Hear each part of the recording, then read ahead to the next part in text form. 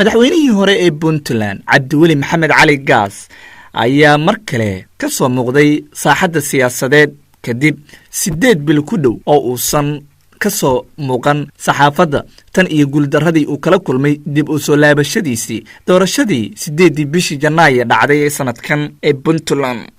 waxa uu Cabdiweli Cali Gaas uu sheegay in dawladda dhexe ee Soomaaliya laga doonayo inay taxgeliso hanaanka maamul goboleedyada ay ku shaqeeyaan isla markaana ay dardar geliso dhismaha maamul goboleedyada. Gaas waxa uu sheegay in khilaafka dawladda dhexe iyo maamul goboleedyada badanaa uu ka yimaado dana gaar ah oo dhanka dawladda federaalka ay wado. sidoo kalena waxa uu sheegay in dhammaan hay'adaha kala duwan ee dawladda khilaafkaas uu curyaamiyay. waxa uu Dr. Cabdiweli Cali Gaas dawladda federaalka ee Soomaaliya iyo maamulka Puntland khilaafka hadda ka dhex taagan uu noqday sida uu sheegay mid soo jireen ah maadaama dawladda Soomaaliya aysan diyaar u ahayn taxgelinta cabashada maamul goboleedyada si gaar ah Puntland arinteeda ayuu kaga hadlay.